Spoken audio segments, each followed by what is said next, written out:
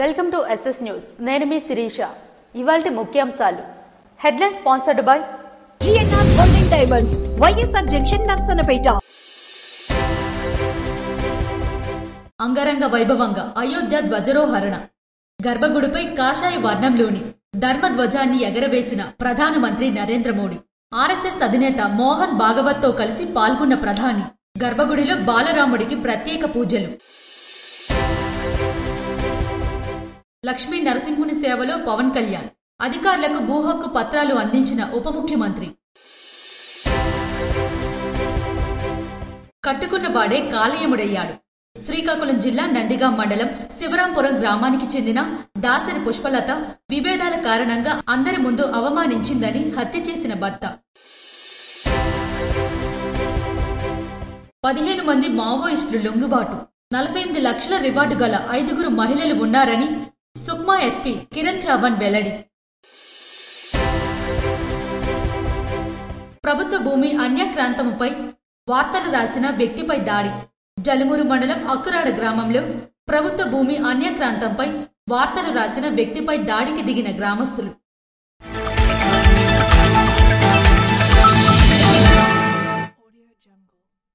అయోధ్యలో ధ్వజారోహరణ కార్యక్రమంలో పాల్గొన్న ప్రధానమంత్రి నరేంద్ర మోడీ. ఉత్తరప్రదేశ్లోని ప్రసిద్ధ పుణ్యక్షేత్రం అయోధ్యలో ధ్వజారోహరణ కార్యక్రమంతో శతాబ్దాల నాటి గాయాలు మానిపోయాయని ప్రధానమంత్రి నరేంద్ర మోడీ అన్నారు. ఉత్తరప్రదేశ్లోని ప్రసిద్ధ పుణ్యక్షేత్రం అయోధ్యలో అద్భుత ఘట్టం ఆవిష్కృతమైంది. బాలరాముడు కొలువైన ఈ ఆలయంలో మంగళవారం అంగరంగ వైభవంగా ధ్వజారోహరణ కార్యక్రమం జరిగింది. గర్భగుడిపై కాషాయ వర్ణంలోని ధర్మధ్వజాన్ని ప్రధానమంత్రి నరేంద్ర మోడీ ఎగురవేశారు. ఈ కార్యక్రమంలో ఆర్ఎస్ఎస్ అధినేత మోహన్ భాగవత్, యూపీ గవర్నర్ ఆనందీబెన్ పటేల్, రాష్ట్ర ముఖ్యమంత్రి యోగి ఆదిత్యనాథ్ తదితర ప్రముఖులు పాల్గొన్నారు. అంతకుముందు ప్రధాని మోడీ గర్భగుడిలో బాలరాముడికి హారతి ఇచ్చి ప్రత్యేక పూజలు చేశారు. బాలరాముడు ఆలయ శిఖరంపై జెండాను ఎగురవేసిన అనంతరం ప్రధాని ప్రసంగించారు. భారత సాంస్కృతిక చైతన్యానికి అయోధ్య సాక్షిగా నిలిచిందన్నారు. తమిళనాడులోని ఉత్తర మేరూర్ శాసనం ప్రజాస్వామ్యం గురించి చెబుతోంది. వచ్చే 1000 ఏళ్లు భారత్ తన శక్తిని ప్రపంచానికి చాటాలి. మానవ వికాసానికి అయోధ్య కొత్త నమూనా ఇస్తుందని మోదీ వ్యాఖ్యానించారు. आज संपूर्ण भारत, संपूर्ण विश्व राममय है.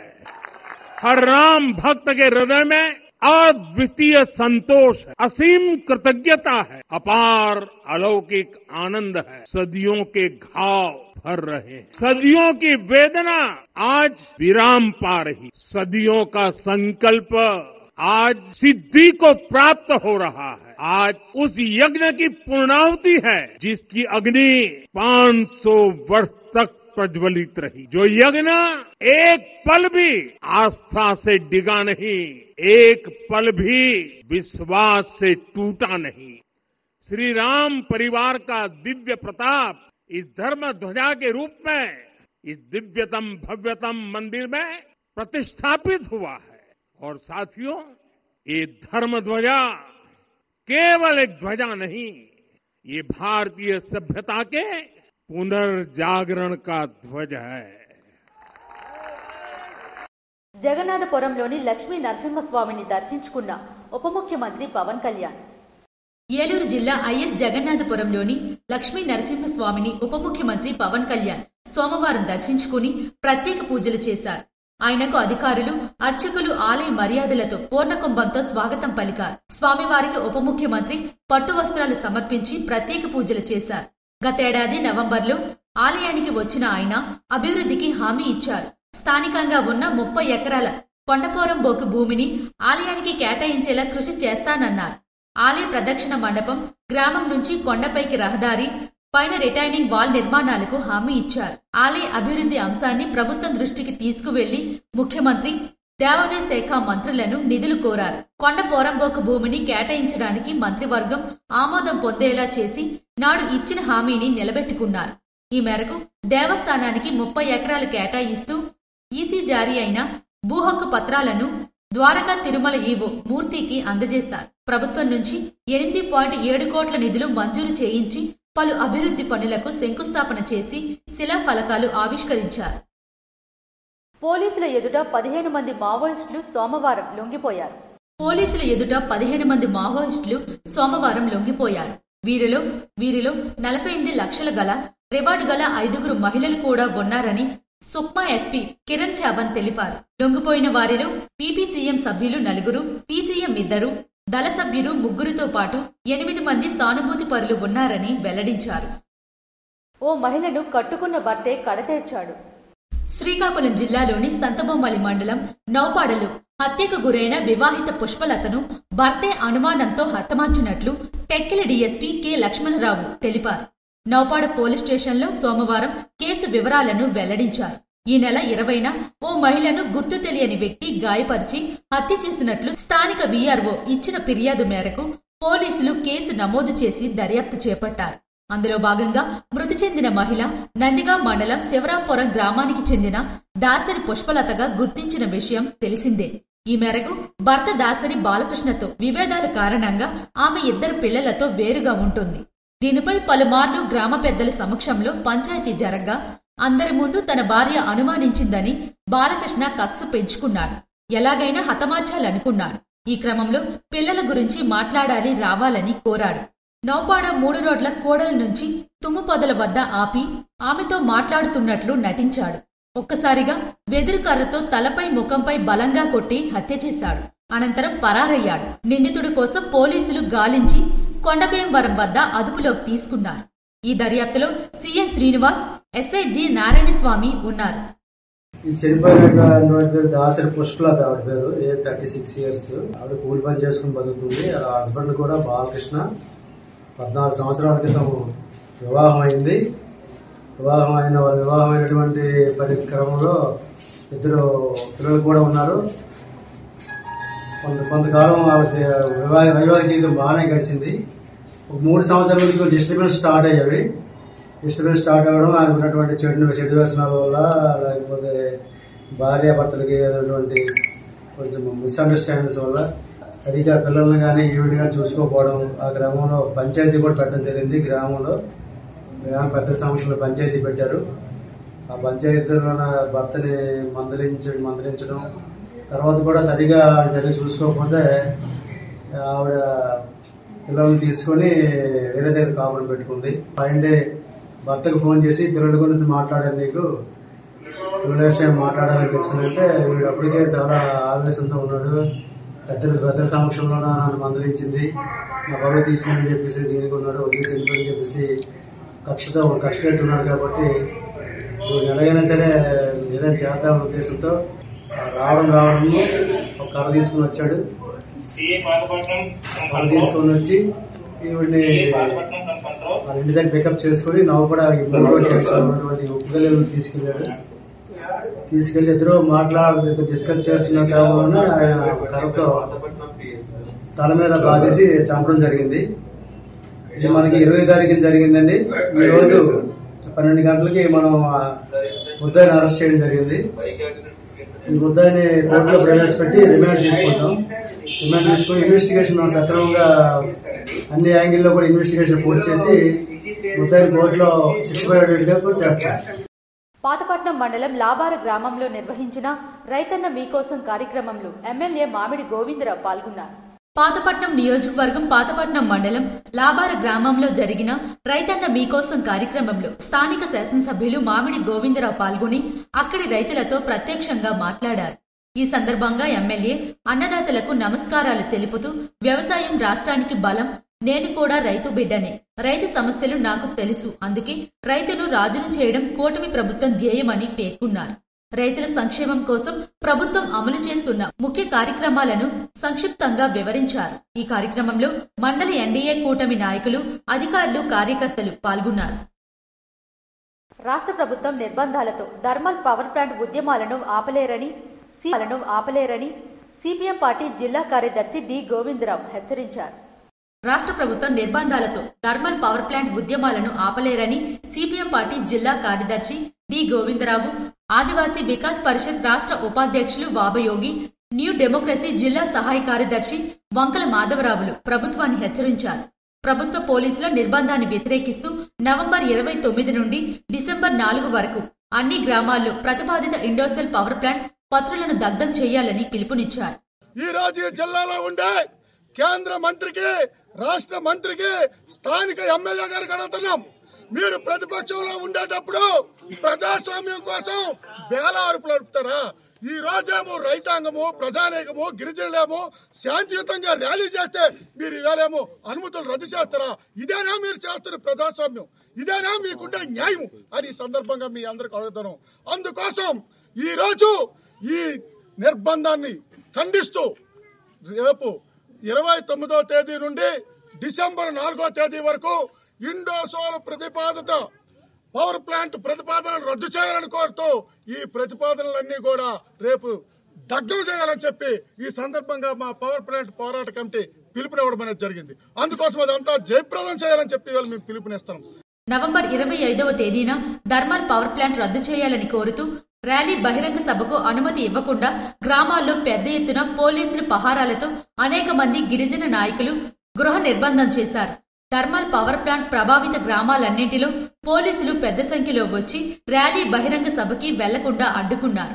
వెన్నెలవలస గ్రామంలో నల్ల బ్యానర్ నిరసన ప్రదర్శిస్తూ విల్లంపులు చేతపెట్టి వినూత్నంగా నిరసన తెలియజేశారు. ఈ సందర్భంగా వారు మాట్లాడుతూ శ్రీకాకుళం జిల్లాలో ఒకవైపు అణు విద్యుత్ ప్లాంటు, మరొక వైపు థర్మల్ ప్లాంటు, అక్కడ కార్గో ఎయిర్పోర్ట్ పేరుతో జిల్లాను ఎందుకు విధ్వంసం చేయడానికి పూనుకుంటున్నారని కేంద్ర మంత్రి, రాష్ట్ర మంత్రి, స్థానిక ఎమ్మెల్యేను వారు ప్రశ్నించారు. థర్మల్ పవర్ ప్లాంట్ పేరుతో ప్రజల భూముల్ని ఇండోసెల్ కంపెనీలకు కట్టబెట్టడమే అభివృద్ధా అని ప్రశ్నించారు. కేంద్ర మంత్రికి, రాష్ట్ర మంత్రికి, స్థానిక ఎమ్మెల్యే కడుతున్నాం. ఈ రోజు ఇక్కడ ఉండే సుమారు 5,000 ఎకరాల భూమి అక్కడ వెన్నెలవలస రిజర్వాయర్ నుండి భూమికి రిజర్వాయర్ వరకు మొత్తం భూమి ఇండోసోల్ కంపెనీకు కట్టబెట్టడమే అభివృద్ధి అని మేము అడుగుతున్నాం. ఇదా మీరు చేస్తున్న అభివృద్ధి? ప్రజల ఆస్తుల్ని కంపెనీ ఆస్తులు మార్చడమే మీరు చేస్తున్న అభివృద్ధి అని మేము అడుగుతున్నాం. మీరు అభివృద్ధి కోసం మాట్లాడే నైతిక హక్కు మీకు లేదు. ఈ కార్యక్రమంలో పోరాట కమిటీ నాయకులు సవర సింహాచలం, బొడ్ల సురేష్, పోలాకి ప్రసాద్, వెలమల రమణ, కంట అప్పలనాయుడు, కల్లేపల్లి రమణ, కల్లేపల్లి సూర్యనారాయణ, అదపాక రామస్వామి, సూర్యనారాయణ తదితరులు పాల్గొన్నారు. అనుమానాస్పదంగా ఉన్న ఒక వ్యక్తి వద్ద 20 కేజీల గంజాయిని నర్సన్నపేట పోలీసులు పట్టుకున్నారు. నర్సన్నపేట మండలం మడపం టోల్ ప్లాజా వద్ద పోలీసులు నిర్వహిస్తున్న సాధారణ తనిఖీల్లో భాగంగా అనుమానాస్పదంగా ఉన్న ఒక వ్యక్తి వద్ద 20 కేజీల గంజాయిని గుర్తించినట్లు CI M Srinivasarao, SI Sekhar Rao తెలిపారు. మంగళవారం ఉదయం 11 గంటల సమయంలో గంజాయి తరలిస్తున్న షేక్ రియాజ్ అహ్మద్ ను అదుపులోకి తీసుకున్నట్లు తెలిపారు. మడపం టోల్ ప్లాజా దగ్గర చెకింగ్ చేస్తుండగా ఒక వ్యక్తిని ఐడెంటిఫై చేయడం జరిగింది. అతని పేరు షేక్ రియాజ్ అహ్మద్. అతను వచ్చేసి కర్ణాటక రాష్ట్రానికి చెందిన వ్యక్తి. ఈయన దగ్గర నుంచి ఒక 20 కేజీల గంజాయి పట్టుకుని ట్రావెలింగ్ చేస్తున్నాడు. దాన్ని 20 కేజీల గంజాయిని సీజ్ చేయడం జరిగింది. ఈయన వృత్తిపరంగా ఏదో బట్టల వ్యాపారం చేసేవాడు. 2010లో ఒక మర్డర్ కేసులో ఇన్వాల్వ్ అయ్యి ధారవాడ జైల్లో ప్రజెంట్ శిక్ష పొందుతున్నాడు. ఆయనకి తెలిసిన వ్యక్తి అయిన హిమాంశు షాపు అనే వ్యక్తి దగ్గర నుంచి గంజాయి కొనడానికి బరంపురం వెళ్లి అక్కడ ఆయన దగ్గర నుంచి 20 కేజీల గంజాయి ₹1,00,000 కొని అక్కడ నుంచి తిరిగి కర్ణాటక రాష్ట్రం తీసుకెళ్తున్నాడు. అక్కడ మజుముల్ అఖ్తర్ అండ్ తౌషి అక్రమ్ అనే వాళ్ళకి ఈ గంజాయిని అమ్మడానికి తీసుకెళ్తున్నాడు. సో ఇప్పుడు దీన్ని సీజ్ చేసి మేము కేసుని ఎన్డీపీఎస్ యాక్ట్ ప్రకారం రిజిస్ట్రేషన్ చేయడం జరిగింది. ఆయన్ని ప్రజెంట్ రెమెడీకి పంపిస్తున్నాం. ప్రభుత్వ భూమి అన్యక్రాంతంపై వార్తలు రాసిన వ్యక్తిపై దాడి చేసిన వారిని అరెస్టు చేయాలని బాధితులు కోరుతున్నారు. అన్వేషణ పత్రికా రిపోర్టర్ కుంచి అప్పలస్వామి, అన్నయ్య కామేశ్వరరావుపై దాడి చేసిన వారిని అరెస్టు చేయాలి. జలమూరు మండలం అక్కురాడ గ్రామంలో ప్రభుత్వ భూమి అన్యక్రాంతంపై పలు దఫాలుగా కలెక్టర్ గ్రీవెన్స్ లో ఫిర్యాదులు, అన్వేషణ పత్రికలు వార్తలు వ్రాసినందుకు అదే గ్రామానికి చెందిన చింతాడ త్రినాథరావుతో పాటుగా కుమారుడు బాలకృష్ణ, భార్య అప్పమ్మలు గత 2 రోజులుగా హెచ్చరిస్తున్నట్లు విలేకరు కుంచు అప్పలస్వామిని టార్గెట్ చేస్తూ వస్తున్నారు. ఇదే విషయమై జలమూరు ఎస్ఐకి బాధితుడు కుంచి అప్పలస్వామి ఫోన్లో వివరించడం జరిగినట్లు తెలియజేశారు.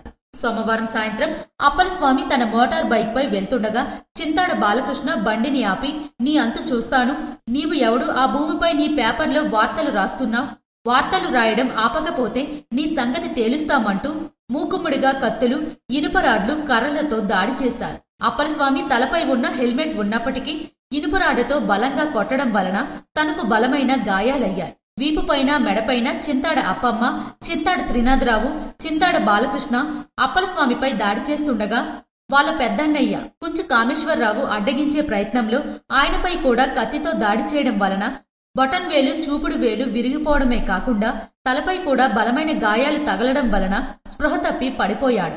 ఇరువురిపై దాడి చేస్తుండగా కొంతమంది ఆపి ప్రయత్నం చేస్తే వారిని కూడా కత్తులు, రాడ్లు చూపించి హెచ్చరించారు. గ్రామంలో ప్రభుత్వం సేకరించిన రిజర్వ్ స్థలము అన్యాక్రాంతం అవుతుందని పలు దఫాలుగా కలెక్టర్కు గ్రీవెన్స్ లో తమ పత్రికా అన్వేషణ దినపత్రికలో వార్తలు వ్రాయడమే తప్పుగా భావించి రాశానే తప్ప వేరే ఉద్దేశం లేదని బాధితులు శ్రీకాకుళం రిమ్స్ ఆసుపత్రిలో మీడియా ముందు తమ గోడును విన్నవించుకున్నారు.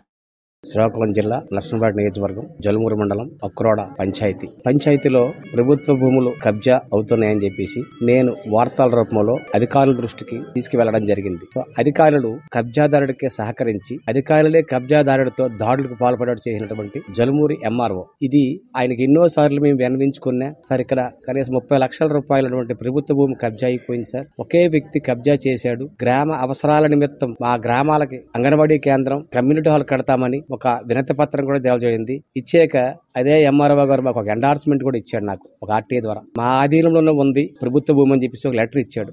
కానీ పేపర్ల వరకే చేశారు ఆయన నాకు ఇచ్చే ఎండార్స్మెంట్ లో. రియల్ గా అక్కడ కబ్జాదారుడు 17 సెంట్లు భూమిలో ఇల్లు నిర్మాణం చేశాడు. ఇది ఎంతవరకు కరెక్ట్ సార్ అని అధికారులు నిలదీస్తే అధికారి ఏమన్నాడంటే, మీరు వార్త వేశారు కదా, ఎవడైతే కబ్జా చేశాడో వాడితోనే మీరు సెటిల్మెంట్ చేసుకోండి, నా దగ్గర మీరు రావద్దని చెప్పాడు. సో ఇది ఎంతవరకు కరెక్ట్? వార్త రాయడం తప్ప ప్రభుత్వ ఆస్తులు కాపాడవలసినటువంటి రెవెన్యూ అధికారులు వీళ్ళేం చేస్తున్నారు అంటే కబ్జాదారులతో చేదు కలిపి వీళ్ళు ఖజానాలు నింపుకుంటున్నారా? ఇది వాస్తవం. అంతే వార్తలు రాయడం అనేది తప్ప ప్రశ్నించకూడదా? నేను ఈ విధంగా మీడియా మీరకంగా తెలియపరచుకుంటున్నాను. పాతపట్నం నియోజకవర్గంలో నిర్వహించిన యూనిటీ మార్చ్ కార్యక్రమంలో ఎచ్చెర్ల శాసనసభ్యులు నడికుదురు ఈశ్వర్రావు పాల్గొన్నారు. దేశ ఉప ప్రధాని, భారత్ ఐక్యతకు ఎనలేని కృషి జరిపిన సర్దార్ వల్లభాయ్ పటేల్ 150వ జయంతి సందర్భంగా కొనసాగుతున్న స్ఫూర్తి కార్యక్రమాల్లో భాగంగా మంగళవారం పాతపట్నంలో 3వ విడత జాతీయ సమైక్యత ర్యాలీ నిర్వహించారు. నేలమణి దుర్గా గుడి నుంచి కేఎస్ఎం ఫంక్షన్ హాల్ వరకు ఈ ర్యాలీ కొనసాగింది. ఎన్సీసీ వాలంటీర్లు, పలు కళాశాలల విద్యార్థులు చురుకుగా పాల్గొన్నారు. భారత ప్రభుత్వం యువజన వ్యవహారాలు మరియు క్రీడలు మంత్రిత్వ శాఖ, మేరా యువ భారత్ మరియు జాతీయ సేవా పథకం జిల్లా శాఖలు సంయుక్తంగా ఈ ర్యాలీని చేపట్టారు. ఉత్తరాంధ్ర కన్వీనర్ ఎచ్చెర్ల శాసనసభ్యులు నడికుదుటి ఈశ్వర్రావు మాట్లాడుతూ, సర్దార్ వల్లభాయ్ పటేల్ చేసిన సేవలు యువతకు తెలియజేయాలనే ఉద్దేశంతోనే ఈ కార్యక్రమం నిర్వహించనున్నట్లు పేర్కొన్నారు. భారతదేశపు ఉక్కు మనిషి, ఏకీకృత భారత రూపశిల్పి సర్దార్ వల్లభాయ్ పటేల్ అని కొనియాడారు. పాతపట్నం శాసనసభ్యులు మామిడి గోవిందరావు మాట్లాడుతూ, స్వాతంత్ర్య తరువాత దేశంలో 565 సంస్థానాల ఏకీకరణకు పటేల్ చేసిన కృషి వలనే భారత్ నేడు సమైక్యంగా ఉందని పేర్కొన్నారు. ఈ కార్యక్రమంలో డాక్టర్ బిఆర్ అంబేద్కర్ యూనివర్సిటీ జిల్లా NSS program coordinator Dantuluri Vanaja, Pathapatnam circle inspector N Sanyasinaidu, ప్రభుత్వ డిగ్రీ కళాశాల ప్రిన్సిపల్ కె చక్రపతి, జాతీయ ఎన్ఎస్ఎస్ అవార్డు గ్రహీత ఆర్ లీలా ప్రసాద్ రెడ్డి, వివిధ కళాశాలల ప్రిన్సిపల్స్ మరియు ఎన్ఎస్ఎస్ కార్యక్రమ అధికారులు, యువతీ యువకులు పాల్గొన్నారు. స్టీల్ ప్లాంట్ ఏర్పాటును వ్యతిరేకిస్తూ కెల్ల జంక్షన్ వద్ద రైతులు ఆందోళన చేపట్టారు. విజయనగరం జిల్లా గొర్ల మండలం కెల్ల జంక్షన్ వద్ద రైతులు ఆందోళన చేపట్టారు. స్టీల్ ప్లాంట్ ఏర్పాటును వ్యతిరేకిస్తూ రైతులు ఆందోళనకు దిగారు. నిర్దిష్టమైన హామీ ఇచ్చేదాకా రాస్తారోకో విరమించేదే లేదని తేల్చి చెప్పిన రైతులు, దీంతో ఆ ప్రాంతం వద్ద భారీగా మోహరించిన పోలీసులు. ఈ మేరకు కార్యాలయం నుండి బయటకు రాని తహసీల్దార్. రణస్థలం గ్రామం నందు రైతన్న మీకోసం కార్యక్రమ అమలును అసిస్టెంట్ కలెక్టర్ దొనక పృథ్వీరాజ్ కుమార్ పరిశీలించారు. అసిస్టెంట్ కలెక్టర్ దొనక పృథ్వీరాజ్ కుమార్ రణస్థలం మండలం రణస్థలం గ్రామం నందు రైతన్న మీకోసం కార్యక్రమం అమలు జరుగుతున్న తీరు గురించి స్థానిక రైతులు మరియు వ్యవసాయ అధికారులతో మాట్లాడి తెలుసుకున్నారు. రైతుల ఆదాయం పెంచేలా, వరి పంట నుండి ఇతర పంటల వైపు రైతులను ప్రోత్సహించేలా వారికి అవగాహన కల్పించి ప్రణాళికలు తయారు చేయాలని వ్యవసాయ అధికారులను ఆదేశించారు. అనంతరం స్థానిక ధాన్యం సేకరణ కేంద్రం నందు ఏర్పాట్లను పరిశీలించారు. ఈ కార్యక్రమంలో స్థానిక సర్పంచ్ బానోజీ నాయుడు, వ్యవసాయ అధికారులు, సచివాలయ సిబ్బంది, రైతులు పాల్గొన్నారు. తాము అధికారంలోకి వస్తే మహిళల భద్రతకే తొలి ప్రాధాన్యం ఉంటుందని టీవీకే అధ్యక్షులు విజయ్ తెలిపారు. కరూర్ దుర్ఘటన అనంతరం మొదటిసారిగా ఆదివారం విజయ్ పార్టీ శ్రేణులు ప్రజలను కలిశారు. సేలం నుంచి ఎన్నికల ప్రచారం ప్రారంభించాలని భావించిన పోలీసుల అనుమతి పొందడంలో ఏర్పడిన సమస్యలతో అది వాయిదా పడింది. ఈ నేపథ్యంలో ఆదివారం కాంచీపురం జిల్లా సొంగవారి సత్రంలోని ఓ ప్రైవేట్ ఇంజనీరింగ్ కళాశాలలోని ఇండోర్ స్టేడియంలో పబ్లిక్ మీట్ ను నిర్వహించారు. ఇందులో పాల్గొనేందుకు జిల్లాకు చెందిన 2000 మందికి పోలీసులు అనుమతిచ్చారు. ఈ సందర్భంగా విజయ్ ప్రసంగిస్తూ అసత్య వాగ్దానాలు చేసి డీఎంకే అధికారంలోకి వచ్చిందని ఆరోపించారు. టీవీకేకు సిద్ధాంతం లేదని అంటున్నారని, డీఎంకే సిద్ధాంతమే అవినీతికి పాల్పడటమని ఎద్దేవా చేశారు. కాంచీపురం వద్ద పాలూరు నదిలో సుమారు 22 లక్షల యూనిట్ల ఇసుక దోపిడీకి గురైందని, తద్వారా సుమారు 4730 కోట్ల అవినీతి జరిగిందని తెలిపారు. టీవీకే అధికారంలోకి వస్తే మహిళల భద్రతకే మొదటి ప్రాధాన్యత ఇస్తామని, అలాగే అందరికీ సొంత ఇల్లు, ద్విచక్ర వాహనం, ఇంటికో పట్టుభద్రుడు ఉండే విధంగా విద్యా విధానంలో సంస్కరణలు, ఇంట్లో ఒకరికి శాశ్వత ఆదాయం, భద్రతా ప్రణాళికలు సృష్టిస్తామని పేర్కొన్నారు. శాంతి భద్రతల విషయంలో రాజీ పడమని తెలిపారు. అన్ని వర్గాల ప్రజల అభిప్రాయాలను సేకరించి వీటిని అమలు చేస్తామని పేర్కొన్నారు. రాజకీయ సిద్ధాంత వ్యతిరేకులు ఎవరనేది ముందు ప్రకటించి రాజకీయాల్లోకి వచ్చానని పేర్కొన్నారు. తాను మిగతా వారిలా మాటలతో ప్రజలను మోసగించనని, తాను రాజకీయాల్లోకి వచ్చిందే ప్రజలకు మంచి చేయడానికని స్పష్టం చేశారు. పోలాకి మండలం కుసుమ పోలవలస గ్రామంలో ఉన్న ప్రాథమిక పాఠశాలను ఎమ్మెల్యే భగ్గు రమణమూర్తి ఆకస్మికంగా తనిఖీ చేశారు. పోలాకి మండలం కుసుమ పోలవలస గ్రామంలోని ఉన్నత ప్రాథమిక పాఠశాలను ఎమ్మెల్యే భగ్గు రమణమూర్తి ఆకస్మికంగా తనిఖీ చేశారు. ఈ సందర్భంగా ఎమ్మెల్యే విద్యార్థుల చదువు గురించి ఉపాధ్యాయులను అడిగి తెలుసుకున్నారు. విద్యార్థులకు సరైన బోధన అందించాలని సూచించారు. అనంతరం విద్యార్థులతో కాసేపు ముచ్చటించారు. పాఠశాలలు పరిశుభ్రంగా ఉంచాలని సూచించారు. విద్యార్థులకు నాణ్యమైన భోజనం అందించాలన్నారు. విద్యార్థుల హాజరు 100% ఉండేలా ఉపాధ్యాయులు కృషి చేయాలన్నారు. తప్పనిసరిగా యూనిఫామ్ ధరించాలని విద్యార్థులకు తెలిపారు. విద్యార్థుల సామర్థ్యాలను నేరుగా అడిగి తెలుసుకున్నారు. విద్యార్థుల విద్యాభ్యాస తీరును పరిశీలించి వారి నుంచి ప్రశ్న వేసి సమాచారం తెలుసుకున్నారు. అనంతరం అధికారులు మెనూ ప్రకారం విద్యార్థులకు ఆహారాన్ని అందించాలని, వారు నివసిస్తున్న ప్రాంగణాలు పరిశుభ్రంగా ఉండేలా చూడాలని ఆదేశించారు. ఈ కార్యక్రమంలో నియోజకవర్గ సమన్వయకర్త బగ్గు అర్చన మరియు మండల పార్టీ అధ్యక్షులు మిరియాపల్లి వెంకటప్పలనాయుడు, పోలాకి పీఏసీఎస్ చైర్మన్ బైరి భాస్కర్రావు, ఉపాధ్యాయులు మరియు కూటమి నాయకులు, కార్యకర్తలు తదితరులు పాల్గొన్నారు. నవంబర్ 29 వరకు జిల్లా వ్యాప్తంగా రైతన్న మీకోత్సవం వారోత్సవాలు నిర్వహిస్తున్నామని జిల్లా కలెక్టర్ స్వప్నిల్ దినకర్ స్పష్టం చేశారు. రైతులు లాభసాటి పంట వైపు అడుగులు వేయాలని, మార్కెట్కు అనుగుణంగా పంట మార్పిడిపై దృష్టి సారించాలని జిల్లా కలెక్టర్ స్వప్నిల్ దినకర్ సోమవారం కాజీపేట, పొన్నాడు గ్రామాల్లో రైతులతో ముచ్చటిస్తూ స్పష్టం చేశారు.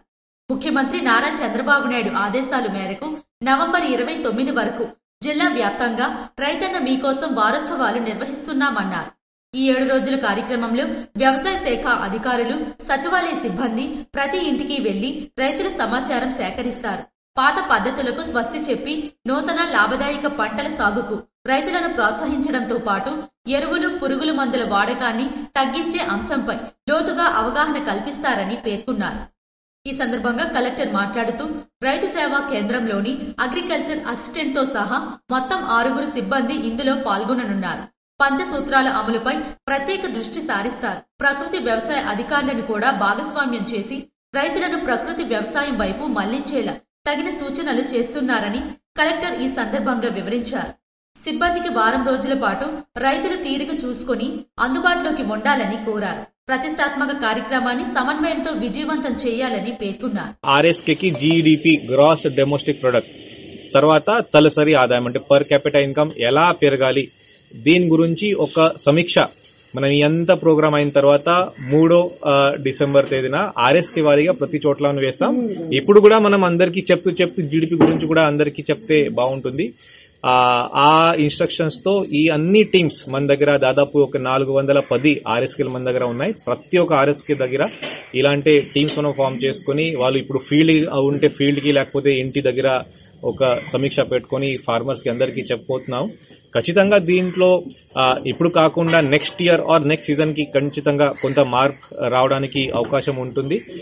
రైతులందరికీ కూడా నేను రిక్వెస్ట్ చేస్తున్నాను మీడియా మిత్రుల తరపున, మీరు కనుక్కోండి మీ ఇంటికి ఈ టీం ఎప్పుడు వస్తుంది. దయచేసి ఆ రోజు ఒక పూట మీరు ఇంటి దగ్గర ఉంటే ఈ టీం మీ దగ్గర వచ్చి అంతా వివరంగా మీకు చెప్తారు. మీకు ఉన్న సమస్యలు కూడా వాళ్ళకి, లేకపోతే మీ దగ్గర కూడా కొన్ని ఐడియాస్ ఉండొచ్చు, అది కూడా తిరిగి మన టీం వాళ్ళకి చెప్తే ఇంకా మన శ్రీకాకుళం జిల్లాలో ఈ అగ్రికల్చర్ అండ్ అలైడ్ లో ఇంకా మనం మంచి మార్పు మనం తీసుకురావడానికి అవకాశం ఉంది. దీనికోసం ఈ ప్రోగ్రామ్ అని ఈ రోజు ప్రారంభించాం. మంచి రిజల్ట్స్ కొన్ని చోట్ల వస్తున్నాయి, ఇంకా మనం నేర్చుకోవడానికి కూడా కొన్ని అంశాలు ఉన్నాయి. అది కూడా నెక్స్ట్ ఫ్యూచర్ దీంట్లో డోర్ టు డోర్ లో మనం అందరికీ చెప్పాలి. పొన్నాడ వంకాయను మరింత మార్కెటింగ్ చేయాలని కలెక్టర్ కోరారు. కలెక్టర్ వెంట ఆయా శాఖల అధికారులు ఉన్నారు. ఆయా క్లస్టర్లోని రైతులు పాల్గొన్నారు. తీరాన్ని కాపాడడంలో వెన్నుదన్నుగా నిలిచే యుద్ధ నౌక ఐఎన్ఎస్ మాహే భారత నౌకాదళంలో ప్రవేశించింది. తీరాన్ని కాపాడటంలో వెన్నుదన్నుగా నిలిచే యుద్ధ నౌక ఐఎన్ఎస్ మాహే సోమవారం భారత నౌకాదళంలో ప్రవేశించింది. ఈ శ్రేణిలో ఇది మొట్టమొదటిది. శత్రుదేశ జలంత మార్గాలపై పాశుపతాశ్రమంలా పనిచేస్తుంది. త్రివిధ దళాల సేవల్ని సమన్వయం చేస్తుంది. ముంబైలో జరిగిన ఓ కార్యక్రమంలో భారత సైన్యాధిపతి జనరల్ ఉపేంద్ర ద్వివేది దీన్ని లాంఛనంగా నౌకాదళానికి అప్పగించారు. ఇలాంటి కార్యక్రమానికి ఆర్మీ చీఫ్ రావడం ఇదే తొలిసారి. నౌక ప్రారంభోత్సవంలో కీలక పాత్ర పోషించిన నౌకాదళ సిబ్బందికి సైన్యాధిపతి ప్రశంసా పత్రాలను అందించారు. ఇది కూడా చాలా అరుదు. సమన్వయంతో పనిచేయడం సైనిక దళాల బలమని, ఆపరేషన్ సింధూర్ దానికి తాత్కారమని ద్వివేది పేర్కొన్నారు. కొచిన్ షిప్ యార్డ్ లో నిర్మించిన ఈ నౌకలో స్వదేశీ సాంకేతికతనే వినియోగించారు. ఈ నౌక మన దేశ పశ్చిమ తీరంలో కార్యకలాపాలు కొనసాగించనుంది. మలబార్ తీరంలోని చారిత్రక పట్టణం మాహే పేరును ఈ నౌకకు పెట్టారు. Named after the historic coastal town of Mahe, a symbol of India's maritime legacy, the ship embodies the spirit of innovation and service. Her commissioning will significantly augment the Indian Navy's ability to ensure near seas dominance, strengthen the coastal security grid, and safeguard our maritime interests across the vast expanse of our littorals. The successful delivery of INS Mahe by Cochin Shipyard Limited stands as a shining example of excellence professionalism. I extend my heartfelt congratulations to Sri Madhu Nair, CMD of Cochin Shipyard Limited, and his entire team for this outstanding achievement.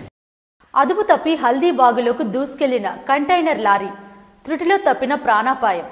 Medak జిల్లా తూఫాన్ వద్ద భారీ container lorry అదుపు తప్పి హల్దీబాగులో దూసుకెళ్లింది. 44వ number జాతీయ రహదారిపై నాగాపూర్ నుంచి హైదరాబాద్ వైపు వాహనం వెళ్తుండగా ఈ ప్రమాదం చోటు చేసుకుంది. హల్దీబాగ్ పక్కనే ఉన్న చెట్టును ఢీకొట్టడంతో పూర్తిగా వాగులోకి కంటైనర్ దూసుకెళ్లకుండా భారీ ప్రమాదం తప్పింది. ఈ ఘటనలో ఉత్తరప్రదేశ్ కు చెందిన డ్రైవర్ బేమల్ యాదవ్ స్వల్ప గాయాలతో బయటపడ్డారు. దీనిపై పోలీసులు కేసు నమోదు చేసి దర్యాప్తు చేపట్టారు. ఆ ప్రాంతంలో ట్రాఫిక్ జామ్ కాకుండా చర్యలు చేపట్టారు. ఇవి ఈనాటి వార్తలు. మరిన్ని వార్తలతో మళ్లీ కలుద్దాం. చూస్తూనే ఉండండి SS న్యూస్.